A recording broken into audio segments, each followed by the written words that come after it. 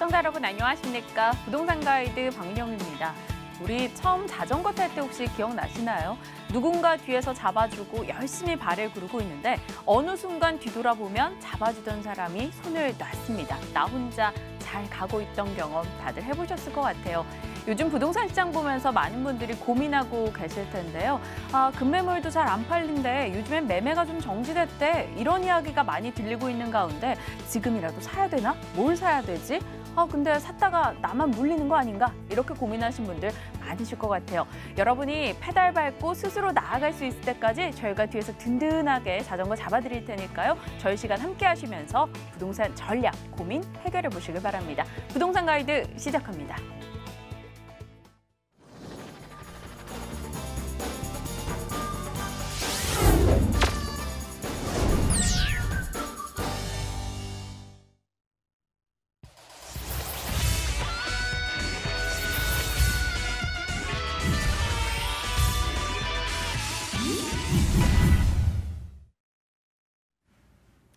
생생 부동산 클리닉 시간입니다. 이 시각 함께하는 분 소개하면서 일단 여러분이 방송 보시다 궁금증 있으신 분들을 위해서 전화번호도 곧장 고지하도록 하겠습니다. 먼저 만나볼게요. R&D 하우스 김규현 이사님 오셨습니다. 이사님 어서 오세요. 네, 안녕하세요. 네. 오늘 김규현 이사님과 함께 방송 진행을 해볼 텐데요. 여러분들이 방송 이후에도 연락 주셔도 충분히 저희 답변 드릴 수 있습니다. 전화번호 고지하죠. 02-2077-6356번 활짝 열려 있고요. 문자 주실 번호는요. 013-3366-8290번입니다. 편안하게 연락 주시길 부탁드릴게요. 자, 오늘 김규현 이사님과 함께 또 우리가 부동산 시장에 대해서 어떤 점을 인지하고 있어야 되는지 또 어떤 내용을 인지시켜 주실지 궁금합니다. 강의 내용 전해주시죠. 네, 제가 이제껏 설명드린 것들이 전체적으로 뭐 종합 대책이라든가 또는 뭐 여러 가지 뭐 양도세율이라든가 부동산 세금 그리고 또 정부에서 어떤 식으로 부동산 정책이 바뀌었는가에 대한 부분을 이제 많이 말씀드렸는데요. 네. 오늘은 조금 실질적으로 이곳에 좀 투자했으면 하는 그런 부분을 꼭 집어서 이제 갖고 왔는데 바로 이제 황금 노선이라고 불리는 9호선, 즉 이제 3단계 착공이 거의 얼마 안 남았거든요. 그런 부분에 이제 대비해서 과거와 현재 그리고 이제 과거와 현재를 바탕으로 해서 미래를 우리가 어떤 식으로 3단계 이런 착공 그리고 4단계의 부분을 어떤 식으로 받아들이고 또 부동산 투자를 대비해야 될지에 대해서 면밀히 꼼꼼히 살펴보는 시간을 갖도록 하겠습니다. 네, 좋습니다. 그럼 하나하나씩 차근차근 전해주실까요? 네, 그럴까요? 자, 부동산 황금 노선 혹시 9호선을 이제 황금 노선이라고 불리잖아요. 왜 황금 노선이라고 불리는지 아세요? 주요 업무지를 네. 다 지나지 않나요? 여의도부터 해가지고 네. 강남 뭐 신논현까지 해서 네네. 쭉쭉이요. 그래서 황금 공문서. 노선이다. 네. 네, 좋습니다. 사실은 9호선 자체가 네. 황금색이에요. 노선색이요, 그렇죠? 일단은 그 부분에서 황금 노선이라고 불리는데 사실 여기에 은유적 표현이 이제 들어가 있는데 사실 그 2호선이 이제 그 각광을 받지 않았습니까? 예전에는 그 2호선이 각광을 받은 이유는 한강을 중심으로 해서 이 서울의 중심을 이렇게 그 회선식으로 이제 돌았기 때문이거든요. 맞아요. 그렇기 때문에 그 주변 아파트라든가 상가라든가 오피스텔이 굉장히 시세 차익과 수익률을 동시에 얻을 수 있었단 말이에요. 그곳에 이제 투자하신 분들이. 그렇다면 과연 지금 2호선을 대체할 만한 곳이 어디냐를 이제 봐야 되는데 바로 저는 이제 단도직입적으로 9호선과 신분당선을 말씀드릴 수가 있어요. 왜냐하면 2호선이 핵심 지역을 훼손을 했다면 9호선의 핵심은 뭐냐면은 그 횡단, 즉 강서서부터 이제 강남까지 횡으로 쭉 연결이 된다라는 그런 부분이 이제 가장 큰 중요한 부분이고 또 하나는 우리가 이제 지리도, 위치도 굉장히 중요한 부분이지만 속도에 대한 부분도 중요하단 말이에요. 근데 이제 일반 지하철 시속 평균이 30km 정도거든요. 네. 30에서 뭐 35 정도 이제 그렇게 보고 있는데 이 9호선 같은 경우는 급행 열차 같은 경우 45km 정도예요. 시속 평균 45km니까 거의 1.5배에 해당되기 때문에 굉장히 빠르게 강서에서 강남으로 이렇게 이동을 할 수가 있다라는 점. 그 점이 굉장히 메리트다라고 이제 볼 수가 있고요. 지금 1단계가 이제 2010년도에 착공이 돼서 계속 이제 들어갔고 2014년에 2단계가 또 착공이 돼서 개통이 됐단 말이에요. 지금 이제 2018년 이제 19년을 앞두고 3단계가 또 개통이 되면 똑같이 온고지신처럼 과거에서 그런 그런 개발 이익이라든가 이런 걸 똑같이 적용이 되기 때문에 그런 부분을 이제 눈여겨 보셔야 된다라는 점. 왜라는 질문을 제가 이제 던지는 부분에서 그렇게 여러분들이 답하고 이해를 하시면 더 좋다라는 점을 다시 이제 말씀을 드리고요. 자, 9호선 이제 보면 여기 나온 것처럼 자, 시속이 최고 운행 시속이 80km예요. 그 우리나라에서 가장 빠른 시속이 어딜까요? 바로 KTX겠죠. KTX와 SRT가 280에서 290 또는 최고 이제 300km 그 정도로 이제 굉장히 빠른데 물론 이제 지하철이 그렇게 되면 아무도 이제 정차를 할 수가 없단 말이에요. 그렇게 될 수는 없지만 어찌됐건 그 다음으로 빠른 게 신분당선과 9호선 급행열차라고 이제 이해를 하시면 돼요. 근데 이제 최고 운행 속도가 80km 정도다. 그리고 평균 속도가 급행 같은 경우는 45km 정도. 그리고 일반은 그거보다는 조금 떨어지지만 어찌됐건 보통의 열차보다는 빠르다라고 이제 이해를 하시면 되고.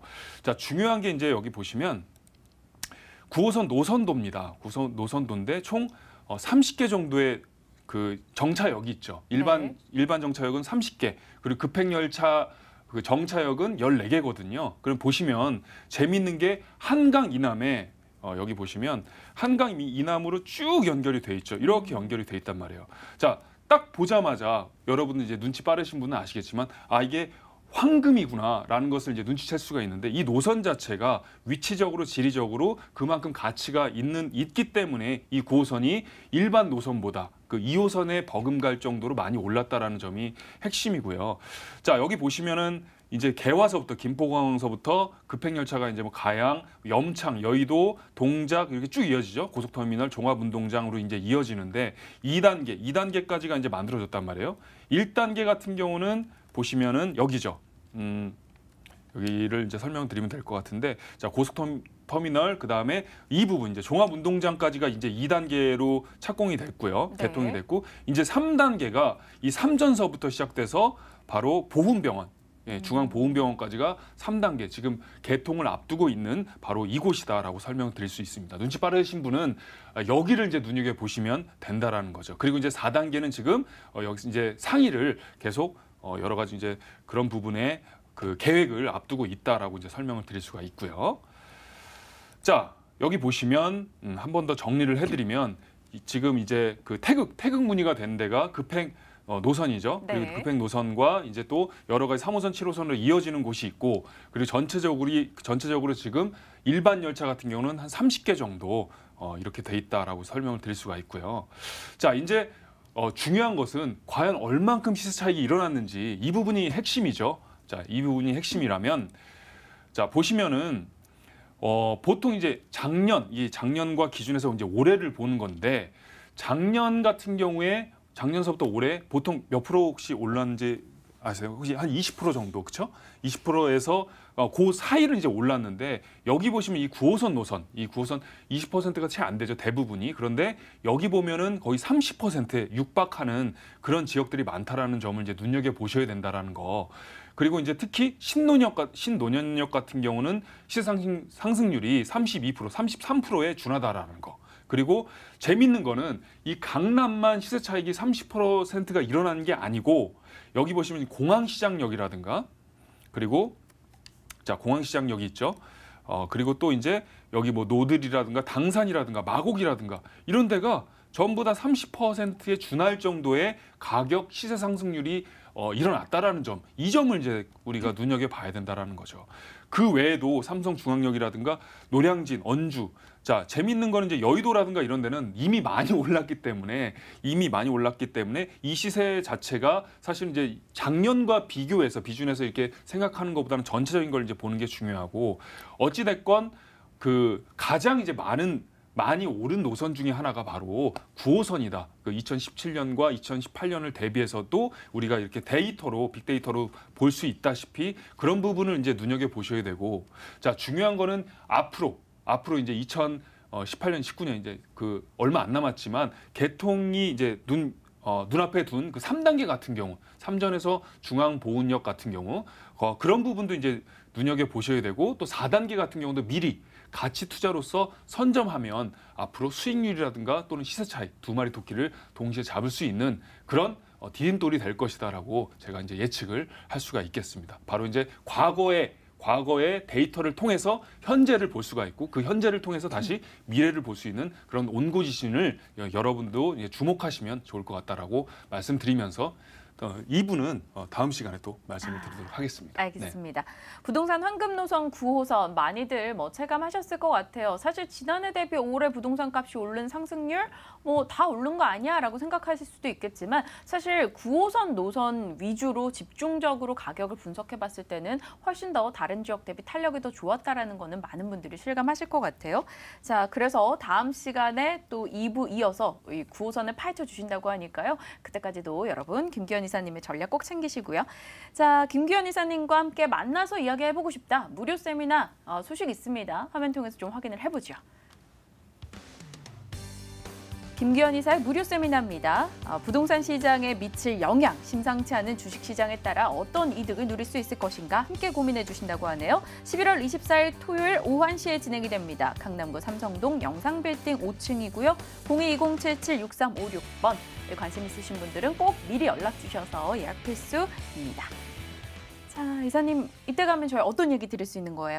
네, 사실은 지금 이제 시기를 마치 1929년에 대공황 같은 그런 그 정도의 어떤 파급력이 왜냐하면 2000 포인트가 무너졌다라는 거는 사실은 어떻게 보면 좀 여러 가지 그런 정황도 있겠지만 그런 중요한 부분에서 그런 명분이 어떤 무너졌다라는 부분도 우리가 눈여겨봐야 되는데요. 여러 가지 요인이 있겠죠. 근데 가장 큰 요인 중에 바로 이제 중국과 미국의 전쟁서부터 이제 비롯돼서 그리고 이제 우리나라 여러 가지 경기 침체라든가 또는 그 대책이라든가 이런 것 때문에 영향을 이제 또 미쳤는데 그게 이제 과연 사실은 이제 더 중요한 거는 이 유동 자금이 어디로 몰릴 것인지 그리고 또 그 아파트 같은 경우는 10억 이상 지금 강북 아파트도 거의 이제 30평 같은 경우 10억에 준하는 데가 이제 많아졌단 말이에요. 강남 같은 경우는 20억이 넘어선 데도 많고 그렇게 되면은 이제 앞으로 봐야 되는 부분이 바로 이제 소액 투자 그리고 소형 아파트라든가 또는 다세대라든가 이런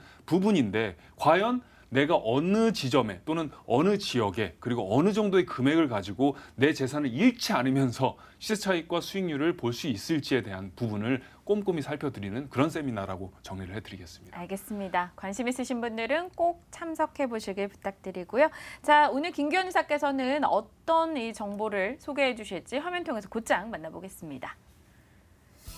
서울시 강동구 성내동 아파트입니다. 8호선 강동구청역에서 도보 4분 거리에 위치했고요. 올해 9월에 준공됐습니다. 14층 건물 내 7층에 자리를 했네요. 가격 보죠.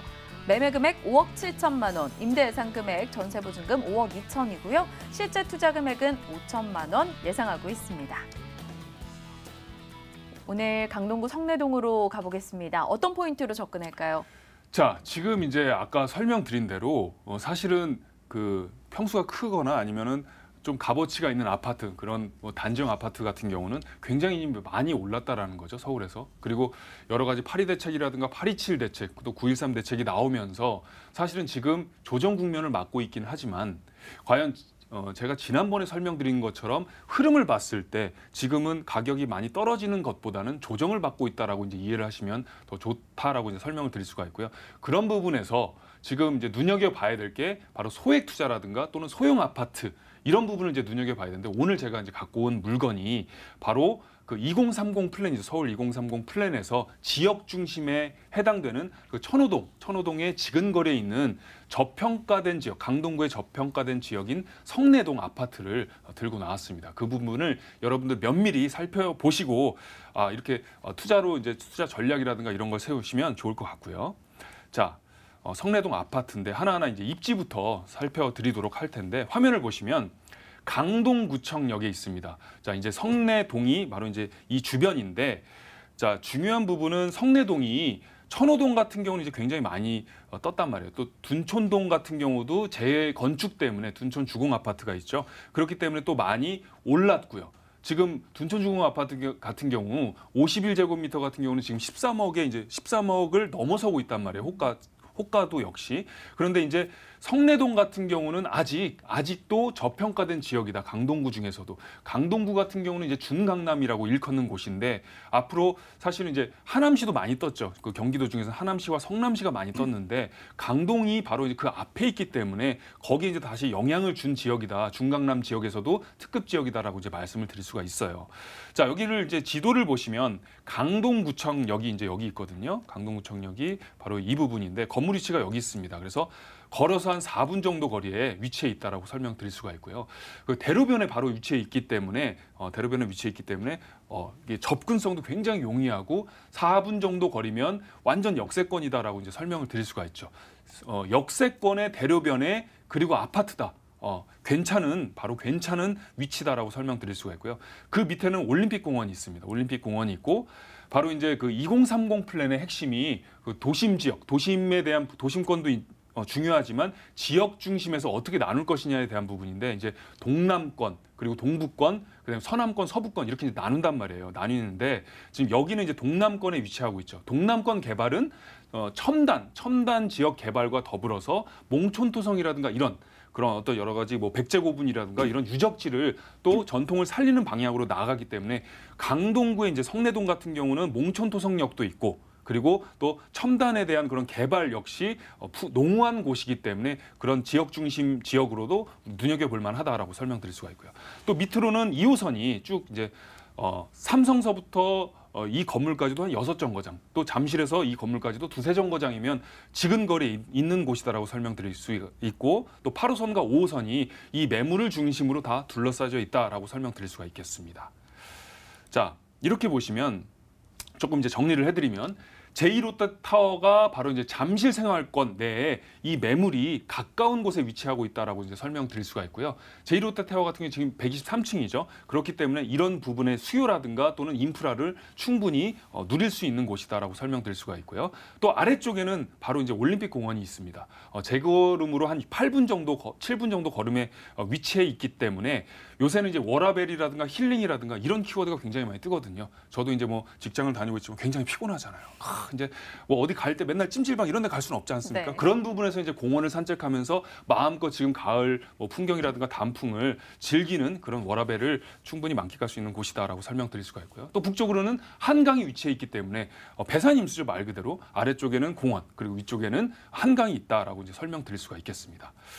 자, 또 한번 다른 쪽으로 이제 접근을 해보자면 인프라를 이제 설명을 드릴 텐데 여기 이제 보면은 강동보건소가 있고 또 여기 성내초등학교라든가 성내중학교도 있고 강동구 의회, 메가박스 아산병원, 경찰서도 이 지근거리에 다 둘러싸여 있기 때문에 편리한 인프라를 얼마든지 이제 구축하는 그런 환경이다라고 설명드릴 수가 있고요. 자, 이제 개발 호재로 넘어가려고 하는데요. 가장 중요한 부분이 둔촌주공 재건축이에요. 이 둔촌주공 많이 이제 들어보셨잖아요. 그 뉴스에서도 굉장히 많이 나왔는데 중요한 거는 10년 전부터 계속 들썩였단 말이에요. 그런데 아시다시피 우리 견물생심이라는 말이 있지 않습니까? 그러니까 이게 올라가는 거 그리고 시세 차익을 내려다 보는 그런 부분 때문에 사람들이 몰렸고 그러다 보니까 서로 조합원끼리 막 다투고 분쟁이 일어났고 시공사와도 또 분쟁이 일어났단 말이에요. 그래서 단적인 예로 2015년에 사업 시행 인가가 났는데 아직도 지지부진하다가 이제 올해부터 본격적으로 이제 그런 그 여러 가지 이주 계획이라든가 이런 게 세워지면서 내년부터 시작돼서 2022년에 완공을 목표로 하고 있다는 거. 이 부분이 이제 핵심이에요. 왜 그러냐면 바로 이제 둔촌주공 아파트가 아래쪽에 있기 때문에 이 성내동과는 바로 영향권에 미칠 수 있다라는 점. 그리고 둔촌주공 재건축 같은 경우는 한 5,000세대였는데 이제 완공이 되면 12,000세대로 이제 바뀐다, 탈바꿈된다라는 점 역시 굉장히 호재거리다라고 설명드릴 수가 있고요. 자, 또 하나는 이제 9호선 연장을 볼 수가 있습니다. 제가 초반부에 이슈에 대해서 이제 말씀을 드린 부분이 9호선 온고지신처럼 옛 것을 보면서 미래를 예측해라라고 말씀을 드렸는데 바로 3단계가 착공을 개통을 이제 앞두고 있다라고 설명드릴 수가 있고요. 바로 여기 나온 것처럼 삼전 사거리서부터 중앙보훈병원까지 3단계가 이어지는 곳에 바로 이 매물이 지근거리에 있다라는 점, 이 점을 이제 눈여겨 보시면 굉장히 호재거리로서 작용할 수가 있다라는 그런 부분도 이제 설명드릴 수가 있고요. 또 8호선 연장도 눈여겨 보셔야 되는데 지금은 이제 암사에서 그쳤죠. 암사에서 그쳤는데 바로 이 암사서부터 시작돼서 하남시 별내지구까지 쭉 연장이 된, 그러니까 한강을 넘어서 강북까지 이렇게 8호선이 이어지기 때문에 강남 그리고 강동, 강북 이 부분이 전체적으로 9호선과 8호선과 그리고 옆에는 또 5호선이 있죠. 이런 부분에 다 영향권에 미쳐 있다라고 설명드릴 수가 있고요.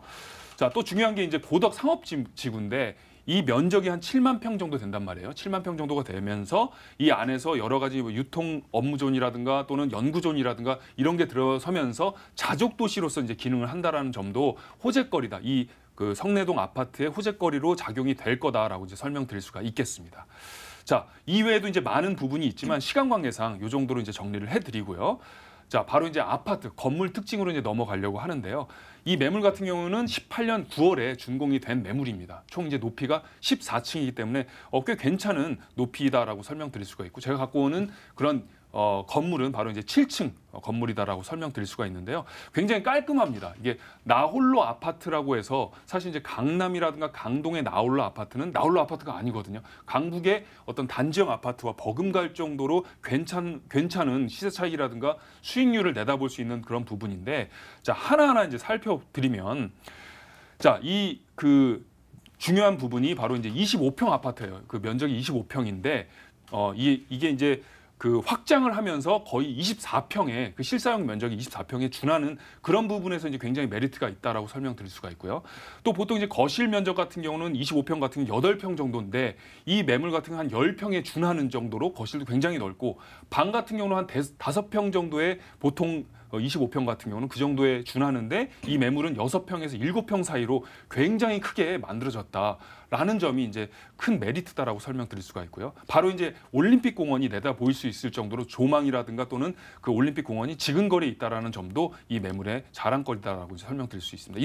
이런 게처럼 거실에서 커피를 마시면서, 방에서 커피를 마시면서 이 공원이라든가 또는 그 123층 고층 건물도 보이네요. 이 롯데타워를 그 볼 수 있는 그런 장점이 있다라고 설명드릴 수가 있고요.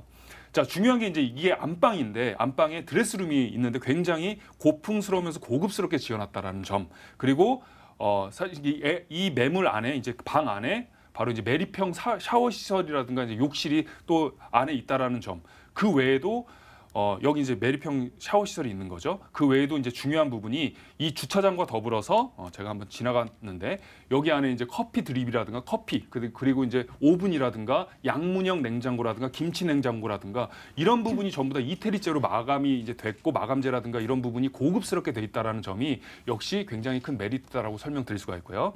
자, 주차장이 이제 총 지하 1층, 2층 이렇게 두 개로 나눠져 있기 때문에 1대1 주차가 가능하다는 점도 굉장히 큰 장점입니다. 이 부분이 이제 눈여겨보시면 좋다라는 거. 이렇게 이제 4가지로 설명드릴 수가 있습니다. 그래서 1대1 주차, 잠실 생활권, 시세 차익과 완성도 면에서 고급스러운 부분이 100점 만점에 100점이다라고 설명드릴 수가 있겠습니다. 가격은 어떻게 봐야 될까요? 네, 가격은 5억 7천만 원이에요. 네. 이제 주변 시세가 거의 이제 7억대, 7억이 좀 넘거든요. 그런 부분에서 이제 시세 차익을 동시에 사자마자 노려볼 수 있기 때문에 이 매물 같은 경우는 충분히 눈여겨볼 만하다라고 설명드릴 수가 있고, 전세 같은 경우는 5억 2천 정도, 월세는 5천에 180이기 때문에 거의 5%에 준하는 수익률까지 내다볼 수 있습니다. 그렇기 때문에 시세 차익과 수익률을 동시에 내다볼 수 있는 그런 특급 황금 노선과 같은 매물이다라고 정리를 해드리겠습니다. 오늘 9호선 황금 노선에 대한 강의와 더불어서 이 좋은 정보도 소개해 주셨죠. 서울시 강동구 성내동 아파트에 대한 이야기까지 나눠봤습니다. 자, R&D 하우스 김규현 이사와 함께했습니다. 이사님 고맙습니다. 네, 감사합니다.